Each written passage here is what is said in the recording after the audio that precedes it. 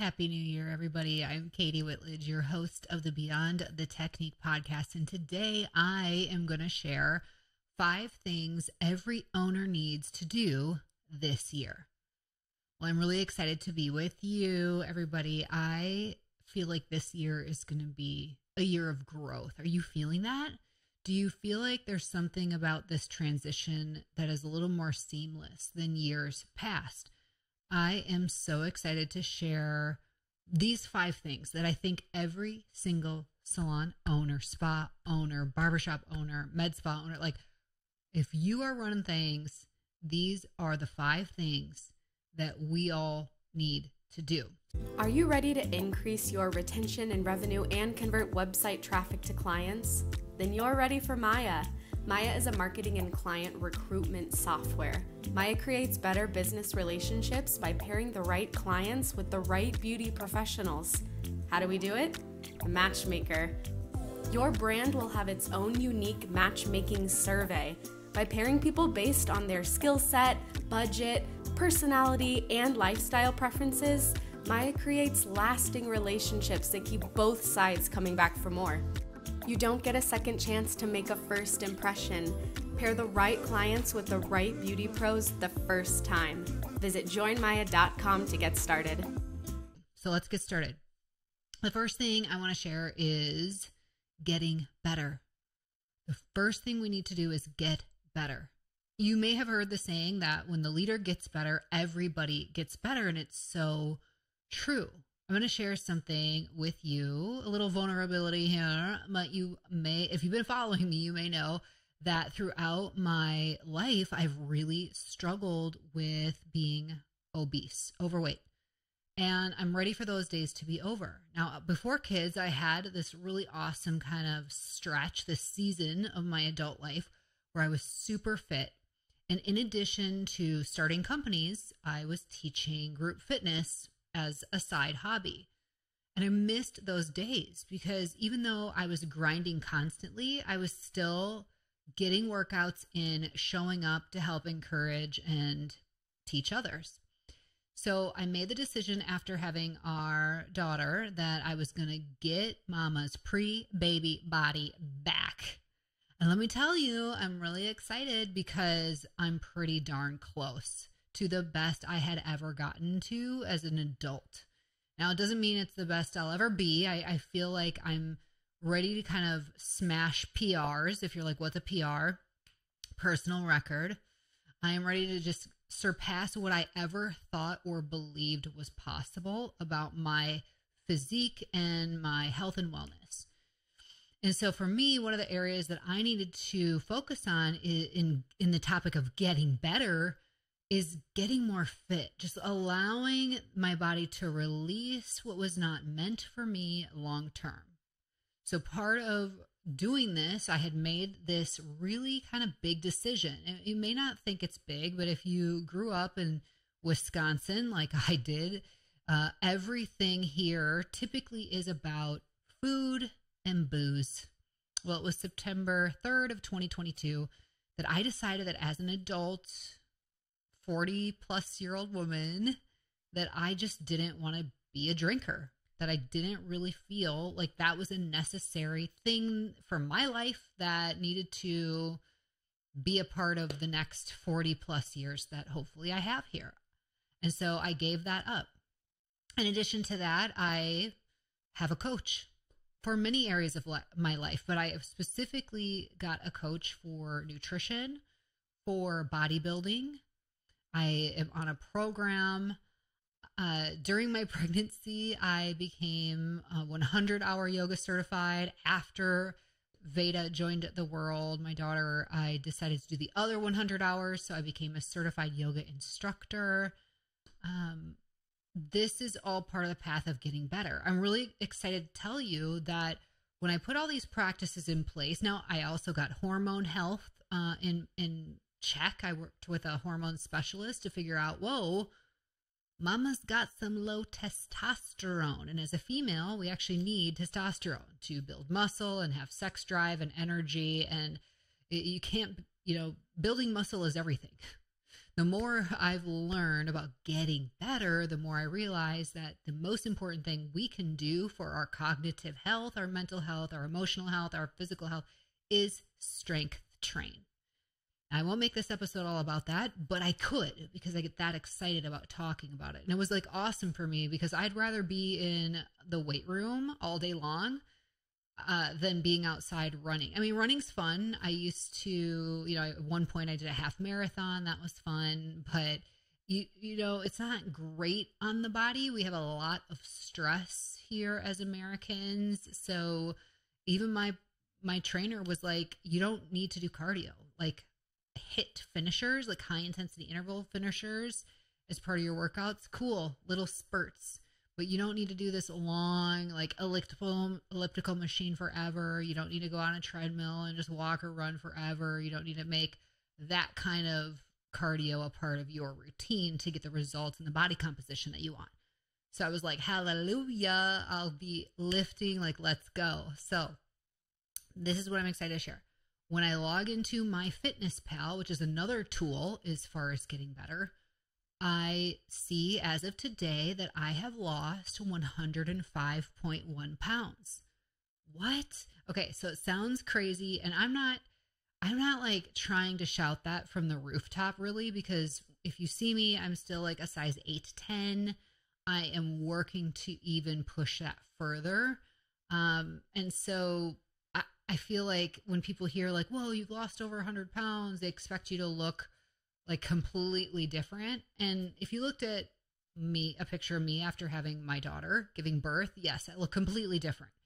But do I look completely different than who I feel I am on the inside? Truly, that's going to come out at some point in the next year as it continues to progress. Not fully. So I'm sharing that with you, not to say like, oh, I've arrived. I feel like I'm at the brink of greatness, and I want you to feel that too. When you get better in your physical, for me, that was the main place I needed to focus, is getting better on the physical area of my life. It allowed me to step out with more courage and confidence to get better in all these other areas of my life as well. It was kind of a foundational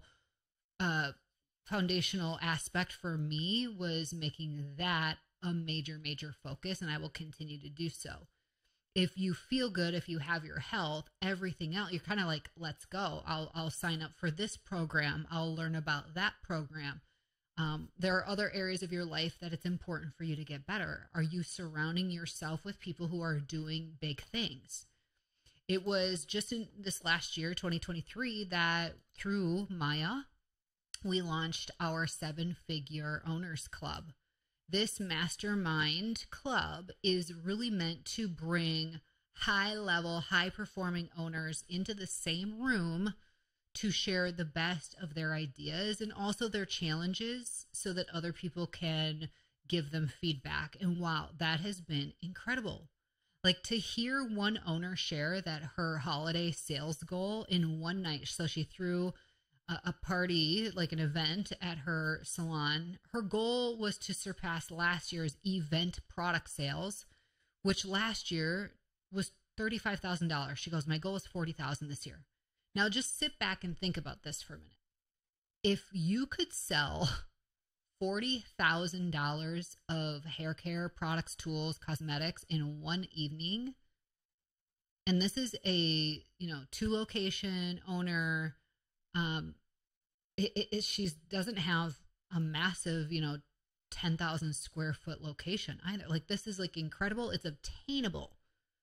If you could do that, would you? Of course. So let's be a part of the same room with people who are doing big things and hearing what they're doing, how they're doing it, how they rally their team, how they market their event, and what they're doing to close sales. That's the kind of room I want to be a part of, and that is why we have that. If you're listening and you're like, ooh, that sounds cool, well, go to joinmaya.com and look at our events and education menu option, and you'll get to learn all about the things that we have going on here. But that was one area where I'm like, I have to get better. Another area is, of course, reading, and that can be in forms of listening to podcasts or Audible, books on audio, or literally sitting down and physically reading a book, which I personally enjoy. when the moments with motherhood allows it, you know. So that is so important. One of the ways I feel it's really powerful to stay accountable to completing a book is implementing a book club for your own leadership team. So this is one of the things I've done with every single company is I choose a book that's applicable to the particular company. So for Maya, that's a software company. It might be a different book for that team than I would have for my, nail salon and hair salon teams. Regardless, it's all to make us better leaders, more self-aware, and we dive into it together. Well, first off, I have to go through the book, and then I have to prepare the feedback questions, and that makes me accountable to the process. So I have to complete the books that I then expect other people to complete themselves. So that is an area that I think is important to talk about is what do we do to get better? So we got our physical health, our careers, our intellectual, you have family, you have social, spiritual, the list goes on. One of the homework assignments that I have for our 7-figure group is creating, with all those different categories of your life, creating your top 3 goals in each of those categories. So I'll bring it back to physical. If I envision for myself where I have this standard or goal that I've set for this next year in achieving certain things, like for example, I want to be able to do the splits. Now I'm saying that out loud, and in the back of my head, I'm like, you are never gonna get there. I have pretty tight hamstrings from, of course, like lifting. I mean, deadlifts, right? Hip thrusters. So I am not naturally very flexible, but yet I just want to be this really dynamic athlete all around. And I feel like it would be so cool to be able to do the splits. So it's just one thing under my physical category that I want to achieve. So then what do I do next? You take your categories, you choose your 3 things under each category, and then you find a visual that supports that thing. So for me, I went and found like a photo stock image of a yogi girl doing the splits. And I put that on my vision board. So we turn all of our goals for each category of our life into our vision board. I've talked about this before. It is so, so powerful because it activates your RAS. That's your reticular activating system. That's the part of the brain that it's like law of attraction type of thing, where if I see this image in front of me, it's top of mind, right? So if we think of out of sight, out of mind, but in sight, always in front of you, it is top of mind. So subconsciously, we're working toward those goals, whether we consciously realize it or not. How cool is that? So I think vision boards are so powerful and so important. And I personally keep my vision board in my walk-in closet because I go in there every single day, whether I'm putting on a workout outfit or bra and underwear or socks. Like I got to get in there at some point every single day. So I know that it's there and something that I will see, and still something kind of private and just for me. And I do share a little bit of it with my husband, but you get what I mean. So that's my encouragement for you. That's one of 5 things. Get better. When you get better, everything gets better. Everybody gets better. Your energy, confidence, and courage go way high. And then you subconsciously bring others to that place with you. So I hope that is exciting for you. Number 2, I want you to uphold standards. We had kind of a tough year with a couple of our team members at our salon businesses because we love these team members. They are amazing. They had clientele. They did great work. In all intents and purposes, they were dream team members, except they didn't uphold our standards. They made choices that clearly it was like, if I don't terminate their employment, then I'm a hypocrite and everything we stand for in our team handbook is bullcrap.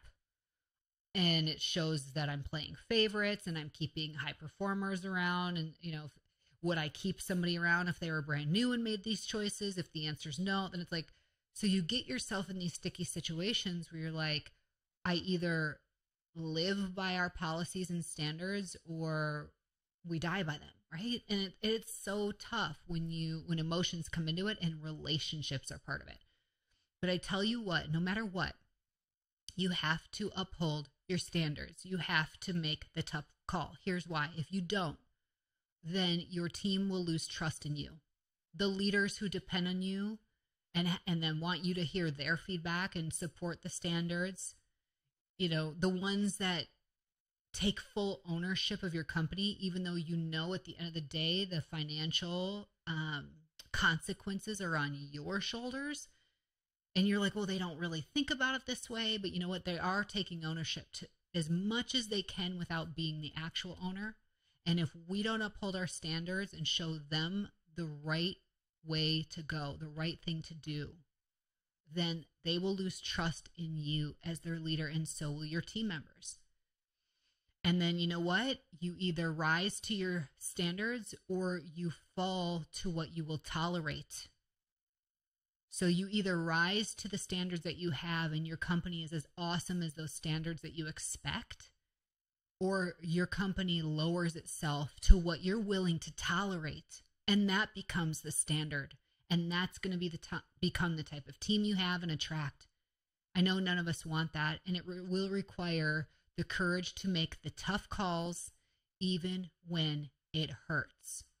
So number 1, get better. Number 2, uphold your standards. Whatever they are, decide on them, and you all uphold them together.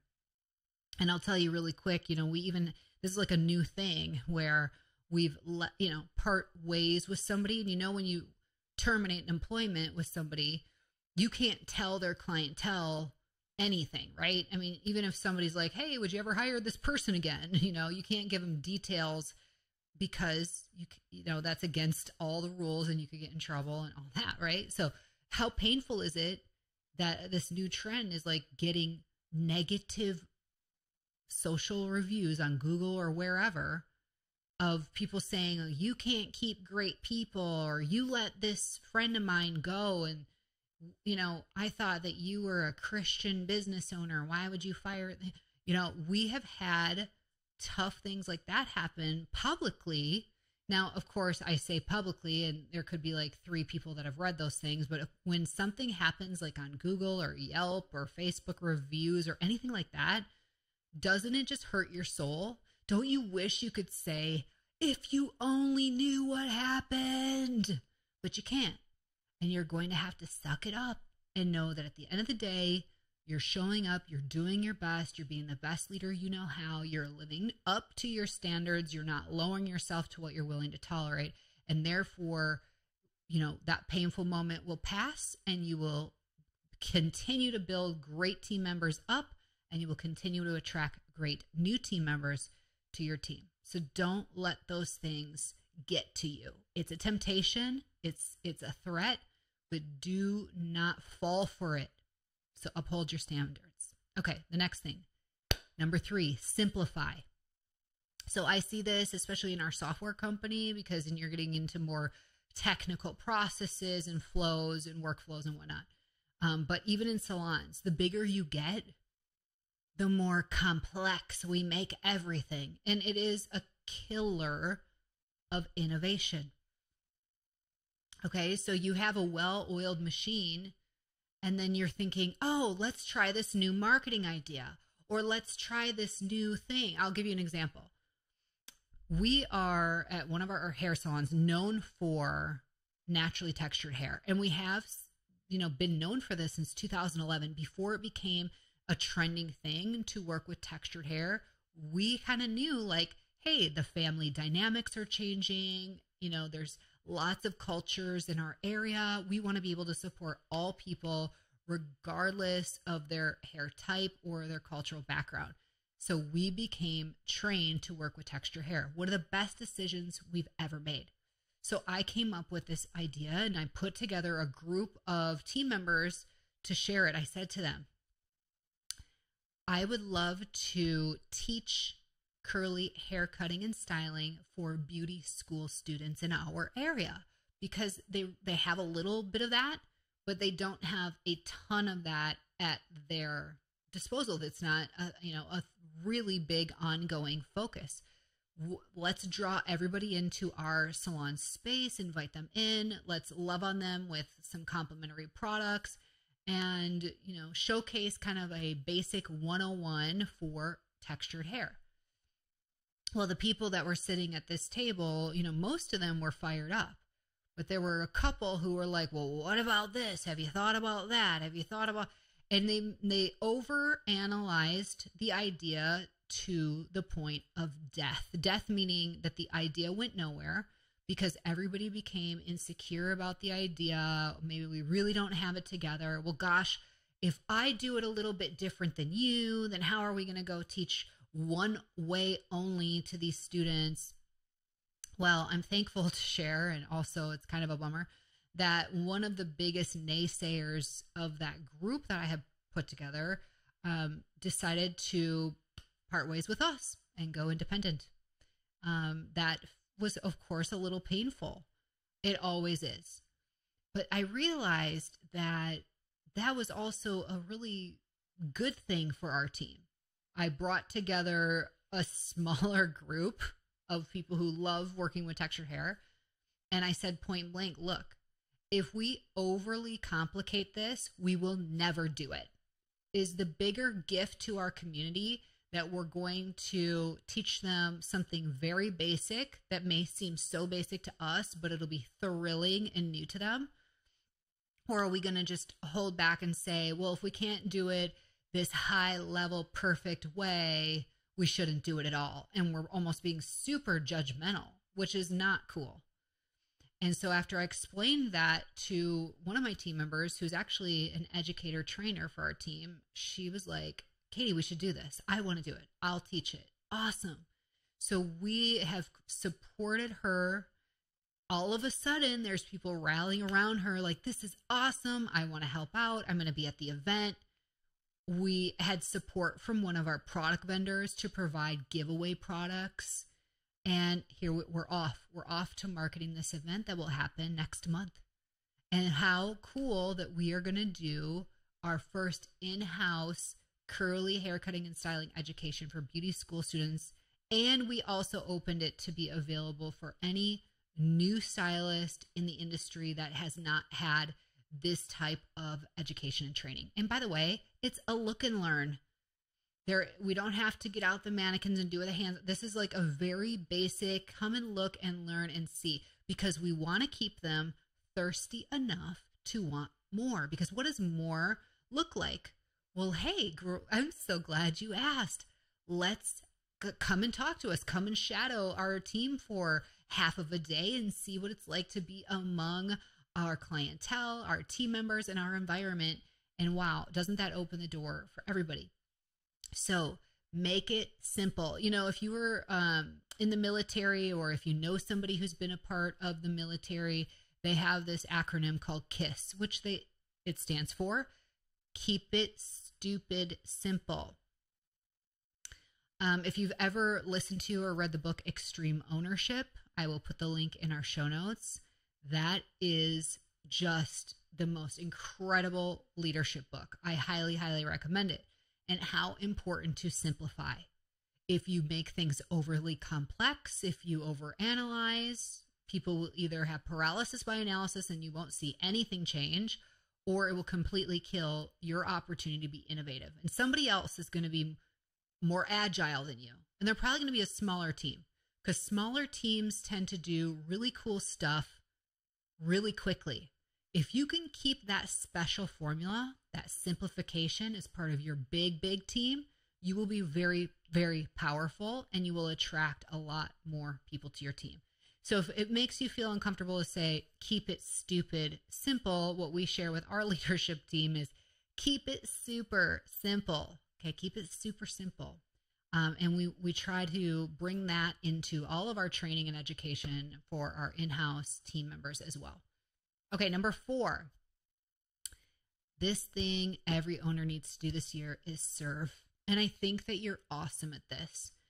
I kind of shared in one of my Instagram posts that one of the major lessons I personally learned is that your bank account is a direct reflection for how well you serve others.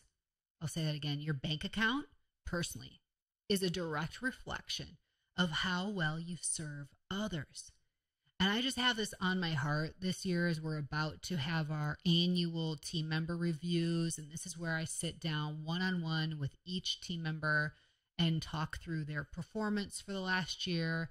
But what I get most excited about is, where do they want to go in the next year, and how can I help them get there? And me helping them get there doesn't mean that I'm literally the one doing all the things to help them, but I can be the resource. I can bridge the gap. I can bring them towards that thing, whether it's offering the next book for them to read, or the next kind of process to go through, or the next class to sign up for, or the next new training to invest in, whatever it is.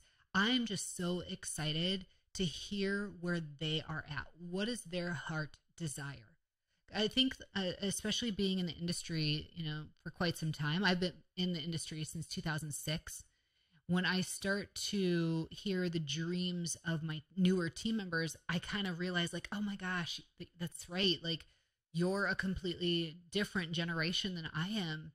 I'm thankful for them because I feel like they keep me way cooler than I would ever be without them in my life, especially when it comes to fashion, even though you see me in all black today. But I mean, they keep me cool. And the neighborhood ladies would tell you that is true. But I love my Gen Z team. And yet when I hear their feedback of what they hope and desire, it brings me back down to this starting place and realize, like, oh my gosh, this is incredible. I kind of forgot what it felt like or looked like to hope for these things in life. Let me come down to meet you where you're at. Not down in a negative way, but let me, like, I'm over here in this new stage of my life with kids and their activities, and I am a homeowner and all the things that, kind of, you forget what it's like to be back at the beginning again. So hear them out, find out what is so important to them and how can we serve them, and serving our leaders too. Really, I was interviewed by High Performance Salon Academy, and the question was something along the lines of, what advice would you give owners as they look to grow in the next year? My advice is that it actually gets easier the bigger you get. As long as you have great leaders in place who take full ownership of their role and their responsibilities, if you can provide them everything they need to be successful, they will build up your team, their team. Okay. It's all of us. But I now oversee really like 5 people, and they oversee the group collectively. So the bigger you get, actually, the easier things get. I think about before even having, just having one leader in place, a salon manager who really was overseeing guest services, right? So in that moment, I was still the one checking in with every single stylist all the time, doing all of these things. And that is very, very challenging. The more leaders that you can put in place and grow them up to be incredible, taking ownership, the easier it gets for you. And even when, I'll say, crap hits the fan, let's say you come across a challenge, it becomes you coaching them. Imagine yourself as a business coach for your leadership team. And when you think like that, in other words, you aren't trying to solve their problems and do the solving yourself, but you coach them to finding the solutions and executing ideas and implementing their ideas, you become the guide. They become the hero. They help then become the guide for your stylists and technicians. And then they become the hero. And gosh, your stylists and technicians become the guide for your clientele. And your clientele become the hero. And what a beautiful story that this becomes all across the board. So as you go bigger, serve your team well, and you will have abundance throughout your entire life. The last thing I want to share for this, every owner needs, number 5, is to feel it. Feel it. Now, what do I mean by that? Well, in coaching, mentoring different team members, and I know that all of our teams have different dynamics. Some of our teams are challenged with some anxiety, mental health challenges, struggles, insecurities.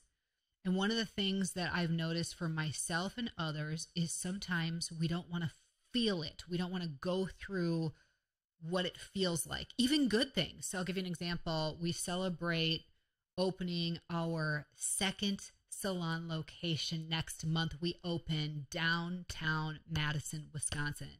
So we'll have 3 salons. It'll be 2 hair salons and 1 nail salon. This is so exciting.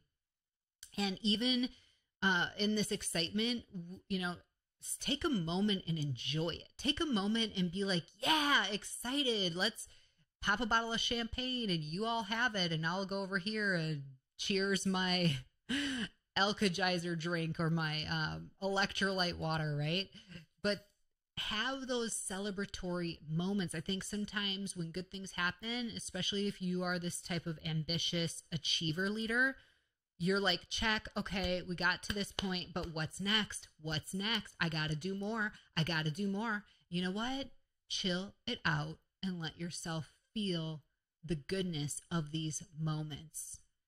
Be excited and let yourself feel it. And on the flip side, when we have really hard things that we go through, I think sometimes we try to avoid it. We move around it. We try to numb ourselves from it. And that used to be me. Gosh, food is a really, really good friend. And it can be a really, really bad friend. Food can fuel you. But if you use food to numb you, it feels like a good friend in the moment, but that friend is not your real friend. It's a manipulative friend. You can't numb, whether it's food or alcohol or pornography or gambling or shopping or whatever it is. I've been in the shoes of somebody who tries to numb the pain, escape reality, even binge watching shows or something, just to get like, oh, I can't handle life right now. I just want to escape. Let yourself feel it. If it means that you're going to be grieving, journal it out, pray about it, get into the Word of God. This is me. Every single morning, one of my practices is reading scripture and getting my mind in line with my Creator.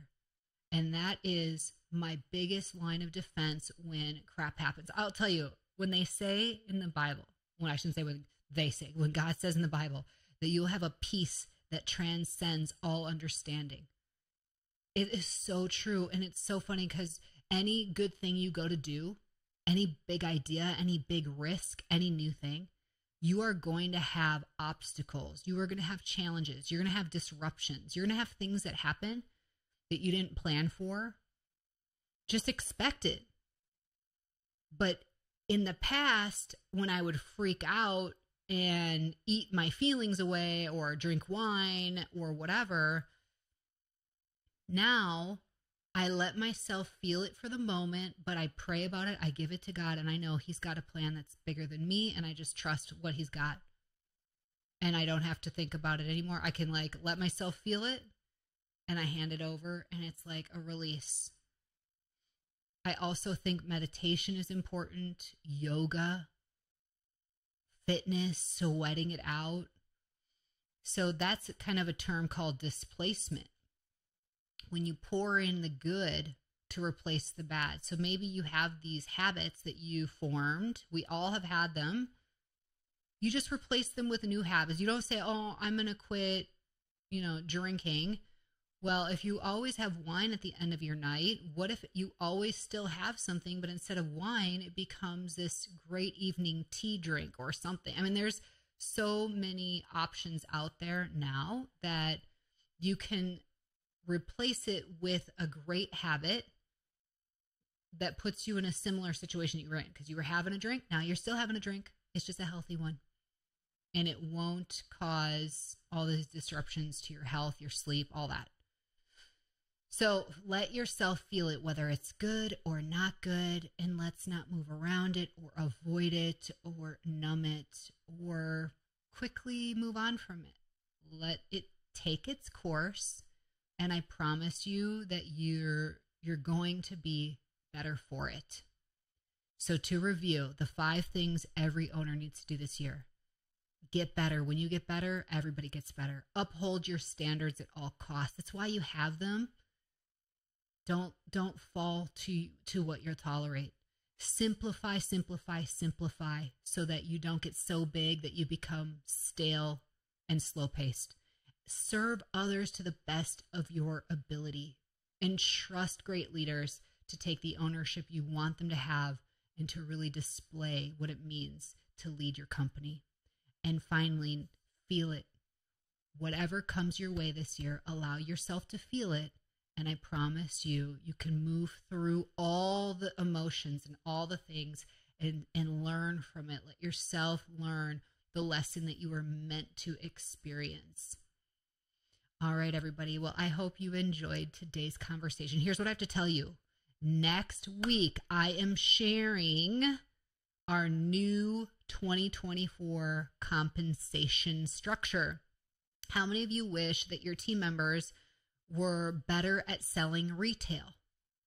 Well, what if they got paid their commission on retail, but every payroll period they had a bonus opportunity that would increase their service commission?